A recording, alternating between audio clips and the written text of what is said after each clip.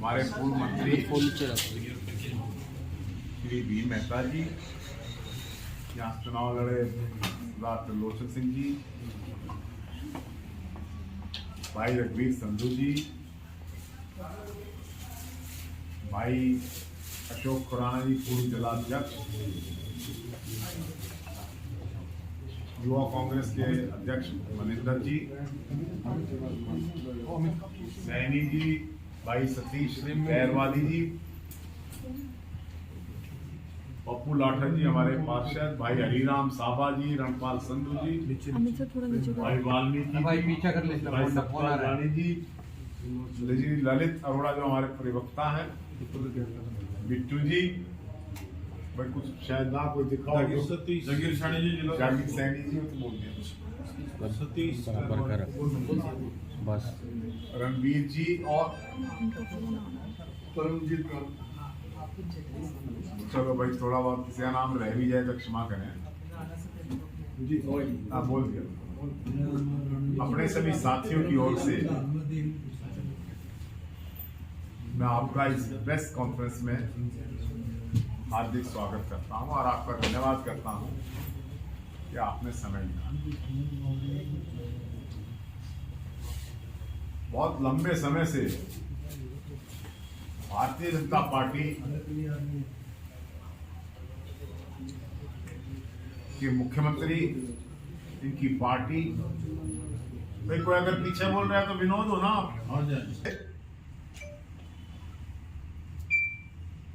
हरियाणा के मुख्यमंत्री श्री मनोहर लाल खट्टर और उनकी पार्टी एक बहुत बड़ा 9 वर्ष सरकार पूरा होने का जश्न मनाने का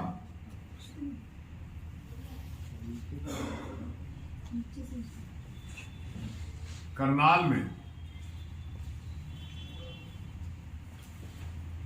बहुत बड़ी स्तर पर प्रचारित किया जा रहा है। सारा हरियाणा हैरान था कि न जाने करनाल में कितनी बड़ी बड़ी घोषणाएं हो जाएंगी।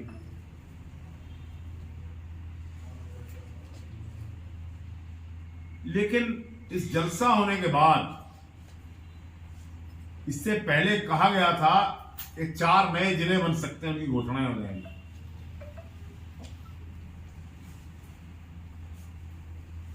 यह भी आशा की जा रही थी कि SYL के मुद्दे पर श्री अमित शाह हरियाणा को तोहफा देने जा रहे हैं। यह भी आशा की जा रही थी हरियाणा के कर्मचारियों द्वारा कि पंजाब के समान वेतन की घोषणा गृह मंत्री जी से करवाई जाएगी। यह भी आशा की जा रही थी 5100 रुपए पेंशन अनाउंस होगी। यह भी घोषणा की जा रही थी, आशा की जा रही थी कि हर एक महिला को घर खर्च चलाने के लिए 2000 रुपए महीना दिया जाएगा, जिस तरह कांग्रेस ने किया। यह भी घोषणा की जा रही थी कि मध्य प्रदेश में जिस प्रकार सिलेंडर की 500 रुपए, यह बहुत प्रचारित किया जा रहा था बीजेपी के द्वारा कि हम सिलेंडर की कीमत 500 रुपए। इस प्रकार से अगर मैं सही भाषा बोलूं तो झूठ बोलकर बहकाकर लोगों को इकट्ठा किया, लेकिन सच्चाई सामने आ गई 3 चिट्ठियों से। पहली चिट्ठी शिक्षा विभाग को दी गई कि आप अपने सब कर्मचारियों को, स्कूल टीचर्स को, जो स्कूल टीचर्स लेडीज हैं या जेंट्स हैं, उनको लेकर आइए। पंचायत सेक्रेटरियों को कहा गया, बीडीओस को कहा गया,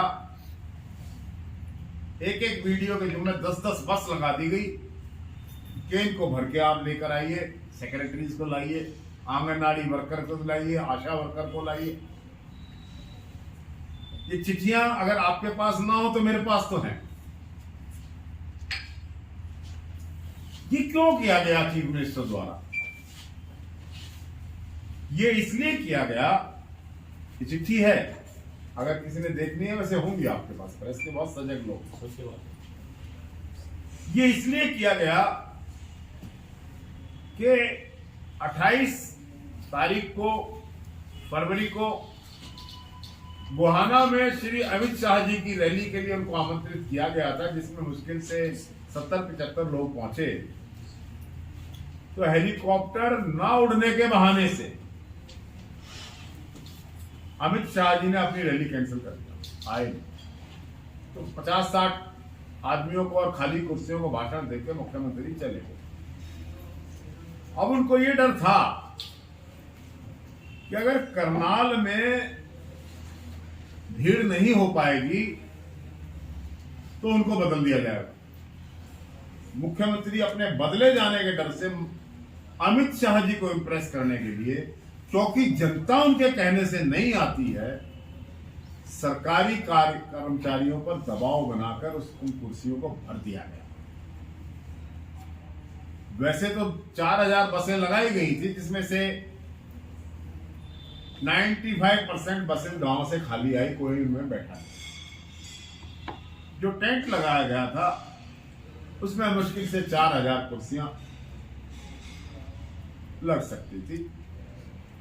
तो एक 4000 के क्राउड को अमित शाह जी एड्रेस करके गए हैं। वो क्राउड सरकारी था, पुलिस कर्मचारी थे, और जो मैंने विभिन्न लोगों के बारे में, ना तो कोई जिला बना, ना कोई SYL पे घोषणा हुई। और मुझे बड़ा अफसोस है, 27 मिनट के भाषण में देश के इस मौजूदा सरदार पटेल ने एक भी बार पंडित दीनदयाल उपाध्याय का नाम नहीं लिया। 27 मिनट के भाषण में, जिसकी फोटोएं हर पोस्टर पर लगाई गई थी, जो इनके आइडियोलॉग हैं, पंडित दीनदयाल उपाध्याय का नाम ना तो मुख्यमंत्री के मुख से निकला, और 27 मिनट के भाषण में अब अमित शाह जी को आपने देखा होगा, भारत माता की जय बुलवा रहे थे, मोदी जी की जय बुलवा रहे थे, लोग बोल नहीं रहे थे, क्योंकि वो कौन थे? वो सरकारी एम्प्लॉइज थे। वो जय बोलने थोड़ी आए थे, वो तो ड्यूटी करने आए थे। और किसी ना किसी रूप में इस फंक्शन को सरकारी सा बना दिया गया। इसलिए मैं करनाल के लोगों का धन्यवाद करता हूं, हरियाणा के लोगों का धन्यवाद करता हूं कि उन्होंने इस रैली में ना जाकर जो अपना रोष जताया है, भारतीय जनता पार्टी की सरकार के फेलियर का जो कथा लिखी है, मैं लोगों का धन्यवाद करता हूं। कोई नहीं गया करनाल से। आप 100 आदमी बीजेपी से, मेरी चुनौती है, 100 आदमी टीवी पे कैमरे पे ले आए जो ये कहते हैं, जो उनके पदाधिकारी ना हो। पदाधिकारियों को तो मुख्यमंत्री की नौकरी करनी है। 100 ऐसे आदमी जो उनके पदाधिकारी ना हो, किसी कैमरे के सामने पेश करते हैं कि ये इस रैली में गए। 100 इसलिए it was a complete failure. पन्ना प्रमुख करनाल में मेरा निवेदन है, एक पन्ना प्रमुख सम्मेलन हुआ था बड़ा होक सिंह का, पन्ना प्रमुख, ये 223 वो है बूथ, 223 पन्ना प्रमुख की फोटो खिंचवा के दिखाने मान जाए। चलो खैर, वो तो पन्ना प्रमुख की बात बाद में कर लेंगे। SYL पर घोषणा क्यों नहीं? चीफ मिनिस्टर के तो बड़े दावे आ रहे थे, असंध को जिला बनाने की बात चल रही थी। सारा झूठ बीजेपी का पकड़ा गया, जनता समझ चुकी। इसलिए मेरा निवेदन सरदार पटेल से, जो पटेल साहब, सरदार पटेल बैरिस्टर थे, इंग्लैंड में पढ़े हुए थे, कामयाब वकील थे, उनके भाई भी बैरिस्टर थे। तुम उनकी बराबरी ना करो। तुम तड़ीपार नेता रहे हो, तुमसे कोई ईडी पीडी का आदमी डरता होगा, हम किसी से डरते नहीं है। और हमारा नेता राहुल गांधी भी किसी से नहीं डरता।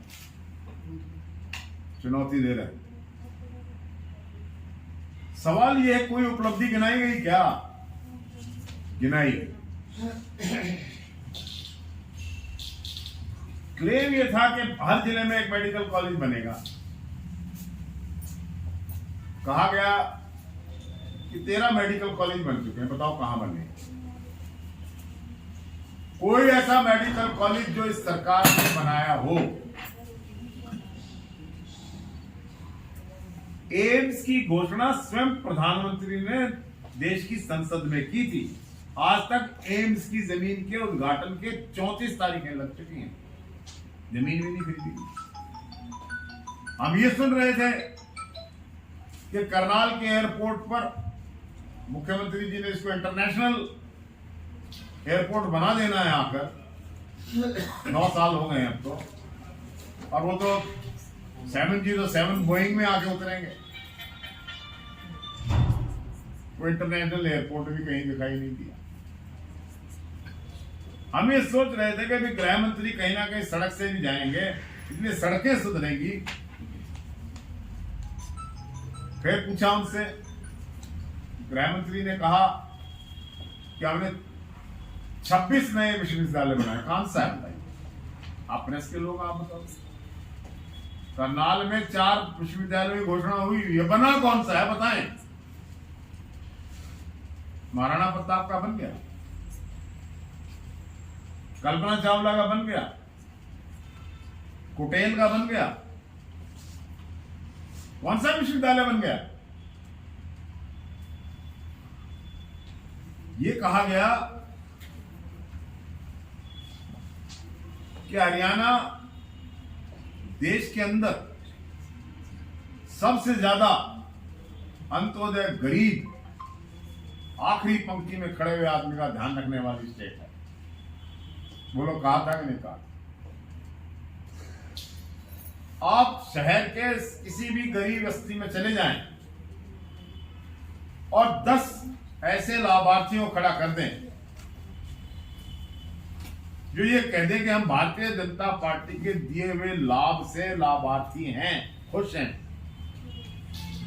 तो हम अपनी हार स्वीकार कर लें। 10 खड़े कर दें, सच्चे झूठे कहीं से कर दें, किसी को लाभ पहुंचा नहीं।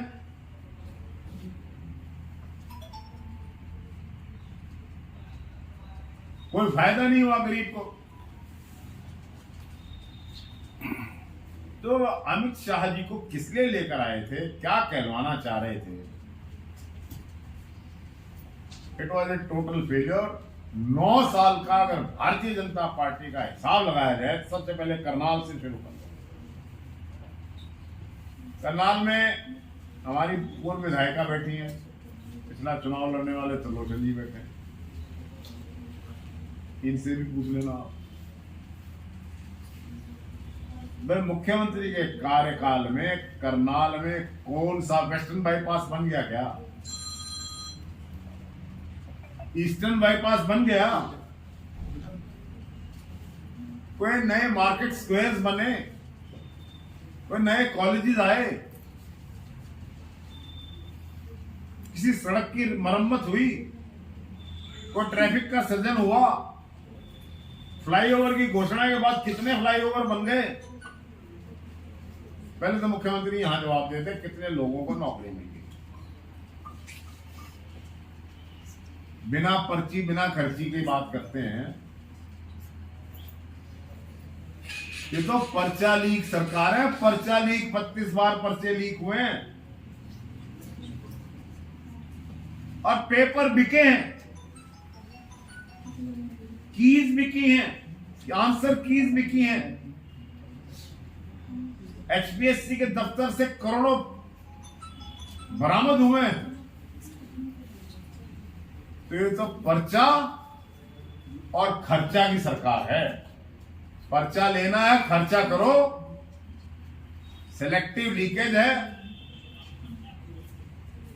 32 लीक और 28 पेपर कैंसिल होने के बाद मैं कह सकता हूं कि इस सरकार को प्लम्बर की जरूरत है। बहुत ज्यादा लीकेज।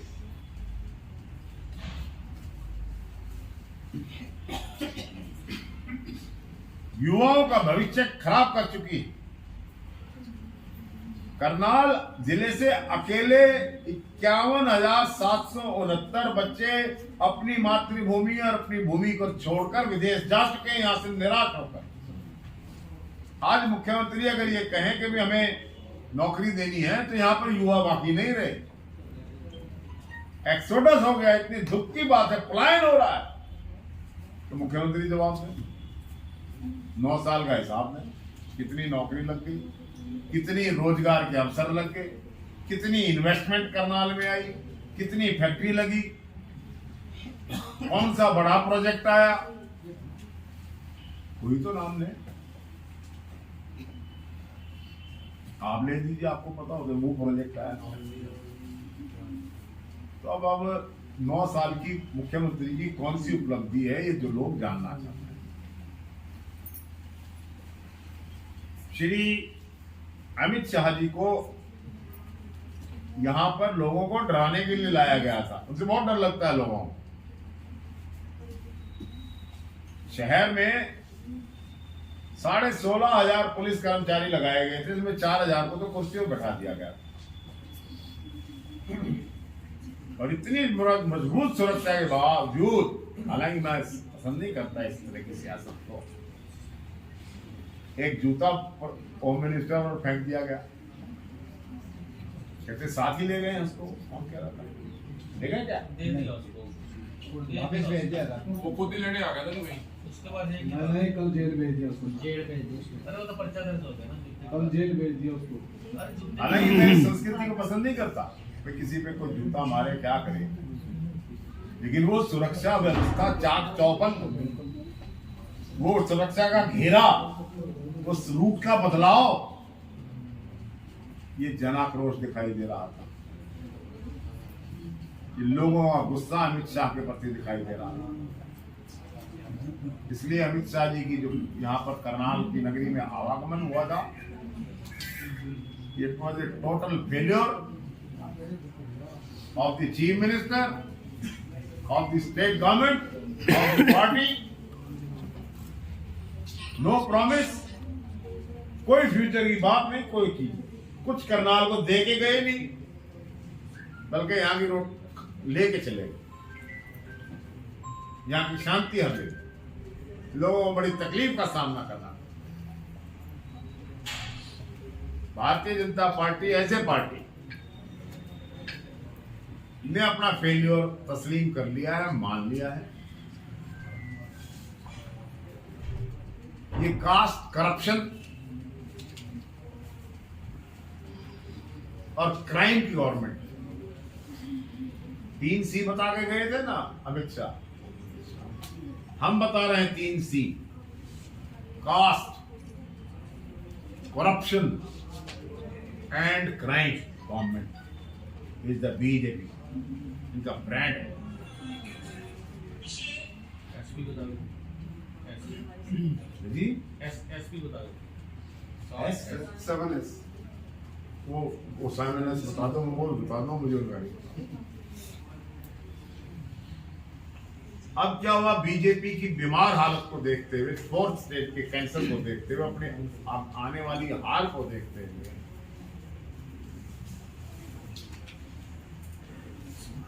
बीजेपी के प्रदेश अध्यक्ष श्री ओम प्रकाश धनखड़ जी को बदल दिया गया, बिकॉज उनका कोई प्रभाव था ही नहीं। उनको ये कहा गया भी आप बीजेपी को गति नहीं दे पाए।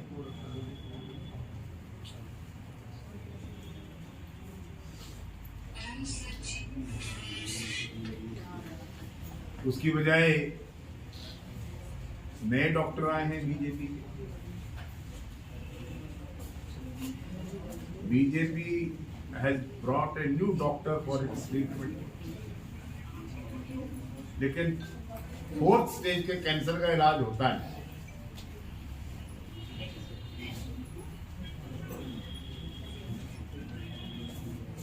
बहुत बड़ा उनका पृष्ठभूमि है।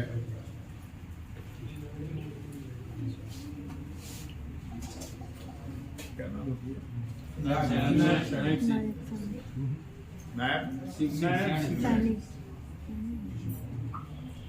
वही है ना जिनकी पत्नी चुनाव लड़ रही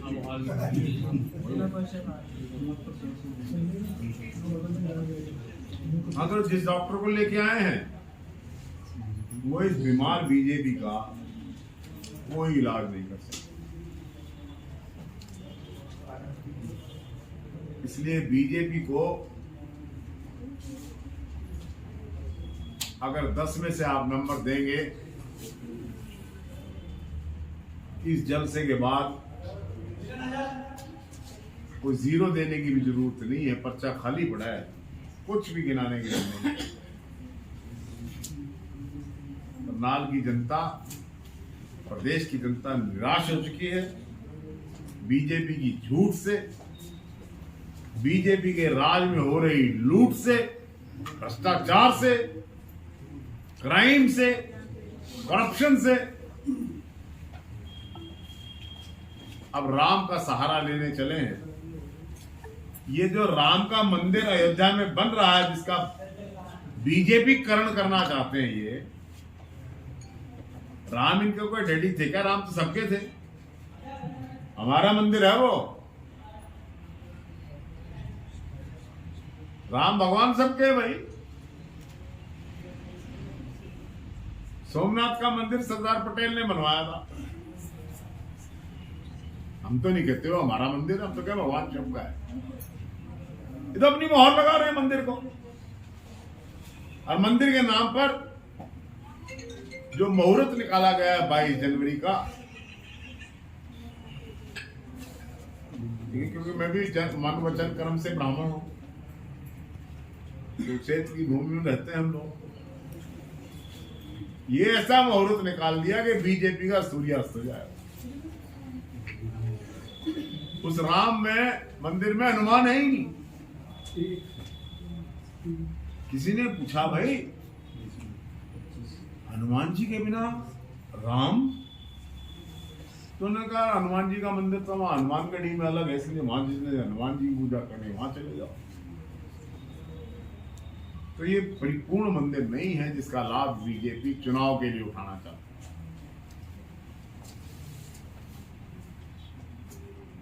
अब आपने कोई सवाल पूछा? सर, सबसे पहले मेरा सवाल है, आपने जो है अमित शाह को 2-3 बार जो है सरदार पटेल का दर्जा दे दिया, दूसरी तरफ आपने जो है उनको जो है तड़ीवार भी कहा। तो एक तरफ जब आप दर्जा दे रहे तो इसका मतलब समझते हैं क्या वो जो है सक्षम है? जब आपने उसको सरदार पटेल का दर्जा दिया तो इसका मतलब कहीं ना कहीं वो जो है राजनीति में सक्षम है अपना जो कार्य। कौन सी झूठी बात है? आपने कौन सी समझ नहीं आई? मेरा भूमिका में गृह मंत्री है ना जी जी, और दूसरी कौन सी बात कही थी? तड़ी पार नहीं भी थी, आपने कही है ना? नहीं थी क्या? उतना चली है, लेकिन आपने उसको दर्जा दे दिया। सच बोल रहे हैं हम सच बोल रहे हैं ना। शर्मा जी, कड़ी पार तो बता दिया, आप ये तो बता दो अमित शाह जी को लाया गया यहाँ, वो डराने के लिए किस किस को लाया गया, किस किस को मानते, किस किस को डराने के लिए लाया गया? वो भी सब बहुत डरते हैं लोग। नहीं, वो डर के मारे बुलाया गया या डराने के लिए बुलाया गया? इस डर में थोड़ा ध्यान से बुलाया गया कि गोहाना की रैली फेल हो जाने के बाद मुख्यमंत्री का प्रधानमंत्री और गृह मंत्री को यह संदेश गया था दिल्ली में कि मुख्यमंत्री फेल हो चुका है। तो ये अभी कुछ दिन पहले ये मिले थे दिल्ली जाके मुख्यमंत्री जी प्रधानमंत्री जी से, उन्होंने कहा जी मुझे एक मौका दो, आप अमित शाह जी को भेजो और बहुत बड़ा जलसा मैं करके दिखाऊंगा, पूरा उससे क्या प्रभाव का क्या असर रहा? बता दिया, जूता चला इसमें, प्रभावित तो था वो। अमित शाह जी कहते हैं कांग्रेस ने रामलल्ला जी को टेंट में रखा और हमने मंदिर बना दिया। अमित शाह जी को इतिहास का पता नहीं है, उनको हमारे स्कूल में भर्ती कराई गई। रामलला के मंदिर का दरवाजा देश के तत्कालीन प्रधानमंत्री श्री राजीव गांधी द्वारा खोला गया था। रामलला की पूजा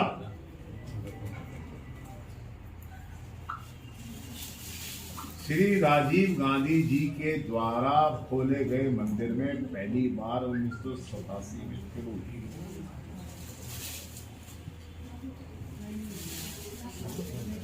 जिस मस्जिद के जिस बिल्डिंग के अंदर, क्योंकि देखिए ये एक रेस्ट हाउस है, इसमें आप हॉस्पिटल डॉक्टर खोल दो, इसको रेस्ट हाउस नहीं कहेंगे, हॉस्पिटल कहेंगे, बिल्डिंग हुई। जो राम का मंदिर था वो बीजेपी ने तोड़ दिया तो फिर राम के सिर पर जो साया था वो तोड़ा तो बीजेपी ने था। मेरा एक सवाल और भी है कि के बाद अमित शाह नाराज होकर गए कि ये सुरक्षा 16,000 पुलिस के सिपाही लगाने के बाद 4,000 को टेंट में कुर्सियों में बिठाने के बाद भी जूता पहन दिया गया। नाराज Kuldeep ji, all activities so proud only, all activities so proud. आपने अभी कहा था ना भीड़ के लिए, बस खाली भीड़ दिखाने के लिए प्रोग्राम किया और अलग अलग लेटर आप इसी में पूछ लो, मैं